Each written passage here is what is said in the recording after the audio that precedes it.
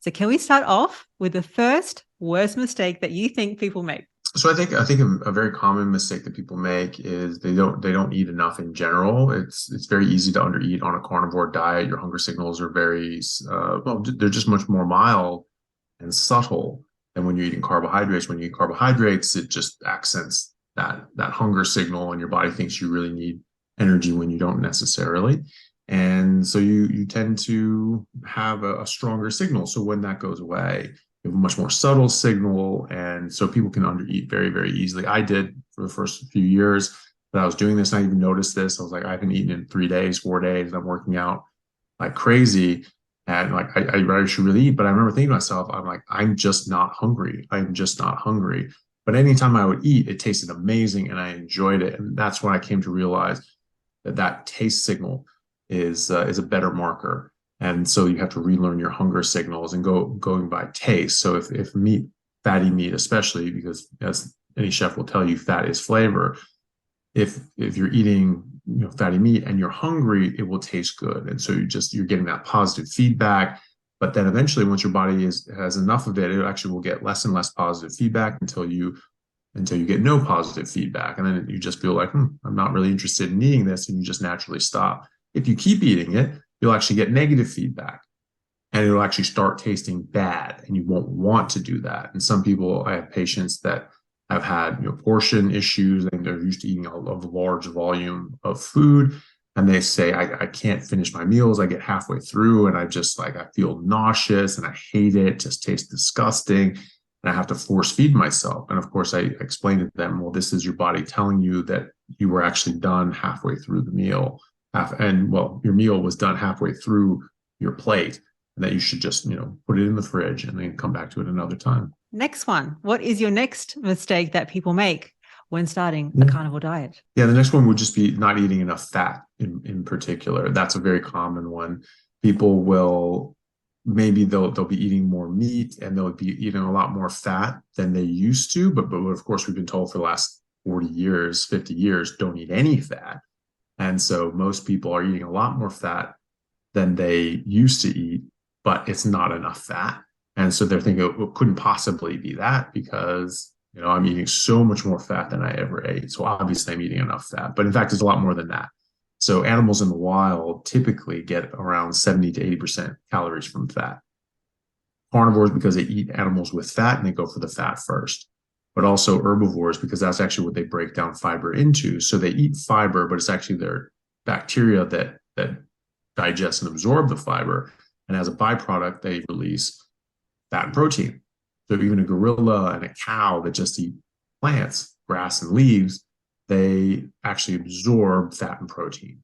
And so we all need fat and protein. They get that, gorillas get around 70% calories from fat. Cows get even closer to 80% calories from fat. And again, so that's a lot, a lot more fat than people think because we've been told to get like less than 20% calories from fat. Well, now you want more than that. And it's different for different people, but it's generally a lot more than people think. And so if people are tired or they're lethargic, especially if they're not having as good of workouts and they don't have the same energy levels that they used to on exertion, that can be a major reason why. And so just to think about that, maybe, am I eating enough fat? That's why I have butter is gold, because Yeah. butter, fatty meat, and all the fat is really important because that's what keeps you satiated. Yeah, absolutely.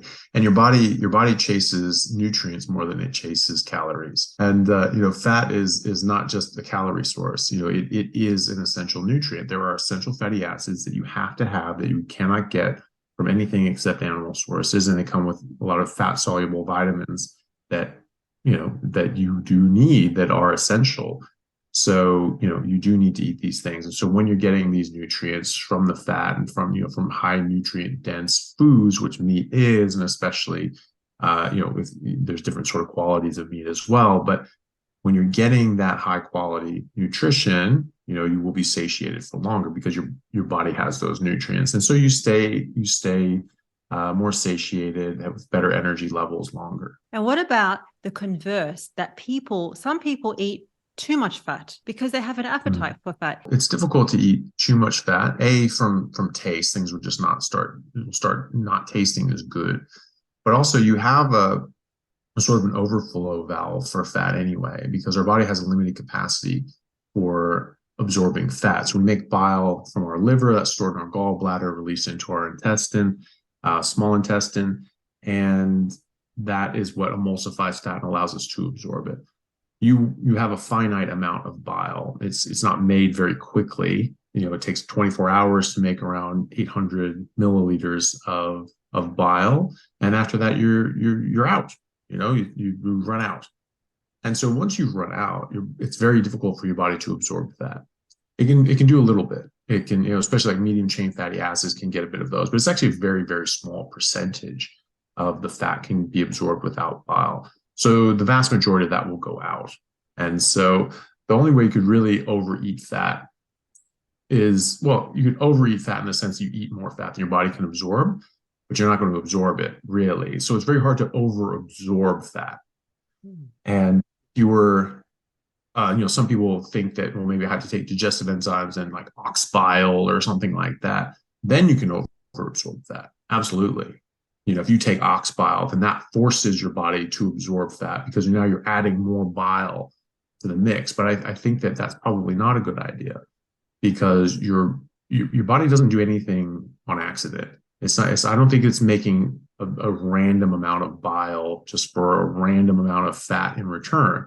Your body is very precise in what it's going to expend energy on and resources on.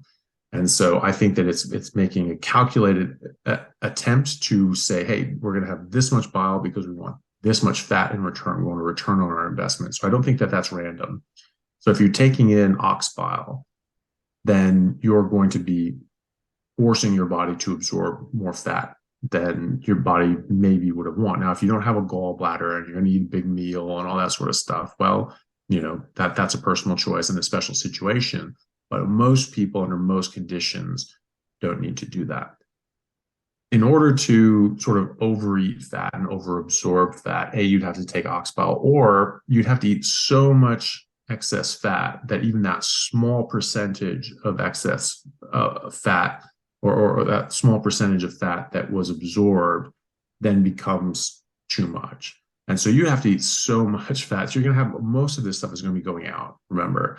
And when you have an abundance of fat in excess that you have to excrete, that comes out as loose stools. You get diarrhea. And so you're going to have like quite dramatic diarrhea and loose stools. And that's not going to be a very fun situation.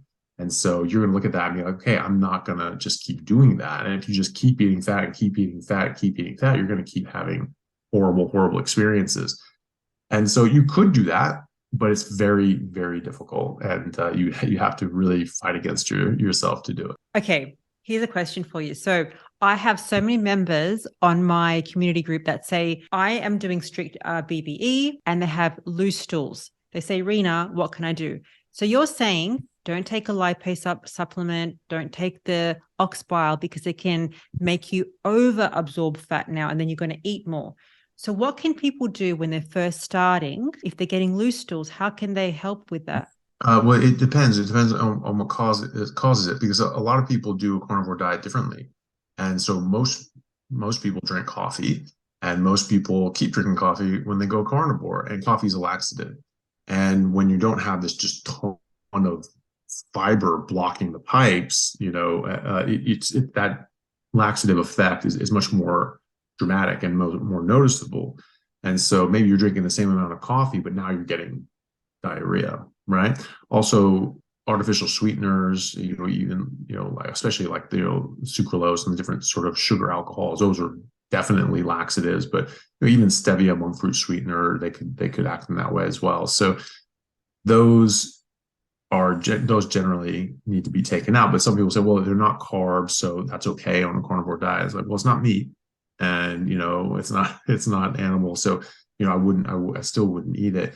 And it can act as a laxative, and so can coffee. So I would eliminate those two first. But if they're only on meat and only on water, right, or BBE strict, not having anything else, the beef, butter, bacon, and eggs that Dr. Berry does.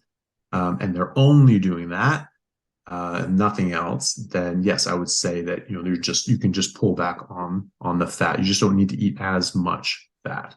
Now, many people follow a carnivore diet and they lose weight, but others don't lose weight or they hit a weight loss plateau. That's why I created the ultimate 4-week fat loss course to help you easily lose fat. All the links are in the description and you can get 20% off for a limited time. How about now? Carnivore mistake number 3. It is probably coffee. Most people drink coffee and they keep doing this, and then they'll run into that sort of issue that we were just talking about with loose stools, or they might not have loose stools, maybe they have normal stools. What that can do, that can mask how much fat you're taking in.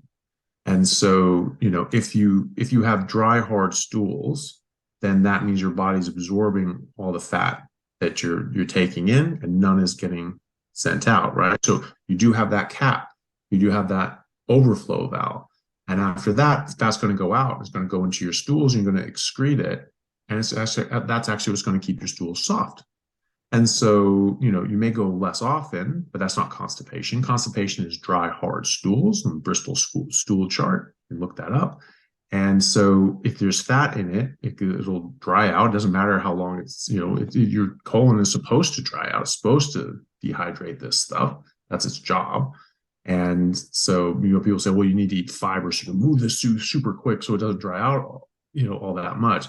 You're literally fighting against your nature. So obviously that's incorrect. When you have excess fat, that keeps that in there. It's already dry. Fat repels water. And so it can stay in there for as long as you want. It will never get more dry than that, and it'll stay so. So it's that little excess fat that means, A, you're getting enough fat because you're absorbing as much as your body wants you to absorb. So I would consider that definitionally enough fat, and then a little extra, and then that's your clear objective marker that you're getting enough fat and your body's absorbing everything it wants to, and a little extra, right? So if you're constipated, you're having dry, hard stools, and you're drinking coffee, then you can actually speed things up, and it can move it through, and you think, oh yeah, I'm not having normal stools, and normal consistency stools, and so that's fine. But they have other problems, and they're not doing as well. Skin's not as good, or their hair's a bit dry and brittle. They don't have as much energy when they're working out and things like that. And even though they're drinking coffee, they don't have great energy levels, which can also be damaged by caffeine as well. That's what you have to start to think about. If you're eating enough fat and you're drinking coffee, you probably should have diarrhea, and so that can mask people that are under eating fat. Coffee's the one thing. Sweetness, yeah, that's fine. Cream, yeah, that's fine. Coffee, it's just really, really addictive. Yeah, it's a tough one, but one thing I tell people is that, some people like the ritual, they like making it, they like the smell, they like going to coffee shops, and there's that social experience with it, which is fine. Hospitals run on coffee, right? Everybody, nurses and doctors and everyone, if you want to be nice to your team, you bring coffee. When you're meeting up on a break, you meet for coffee. It's always coffee. You bring, if you want to bring like a treat for the nurses on the ward, it's either chocolates or coffee. And so it's very much a coffee driven industry. I don't drink coffee, but I still go to coffee. I still buy people coffee if they want it, if they choose to do that. They choose to do that to themselves. And I just drink water, so I still have that social aspect. I'm still there and I'm still enjoying it. If that's okay, and you really just want the actual caffeine, you want the kick, then what I suggest is trying my caffeine tablets, caffeine pills, and that at least eliminates out all these other things that are in coffee that aren't necessarily what you want, all the diuretic sort of effects and pro-inflammatory factors that will make you sore. Like I drank 1 cup of black coffee. I was sore for 2 days. I'm like, I don't want to be sore ever. So, coffee's not really for me. And so you can try that with caffeine and at least have that. And then you'll find that actually your energy levels are better overall throughout the day if you don't have any caffeine. And because you might have that big jump in the morning, like, oh, I feel great, this is great. But then you have that lag and drag, and then you kind of feel gross. You kind of feel like you're withdrawing from a drug, and you just feel junky, and you are. That's because that's what it is. It is a drug. And so, you'll find that you have better energy levels overall. You sleep much better, which means you'll have better energy the next day if you avoid these sorts of things. So I would love to know from everyone watching, have you quit coffee? Are you doing coffee? Does anyone feel better from like not having coffee, or is it something that you just can't give up? So comment down below, because as you know, with Dr. Chaffee, he's just all about not having coffee.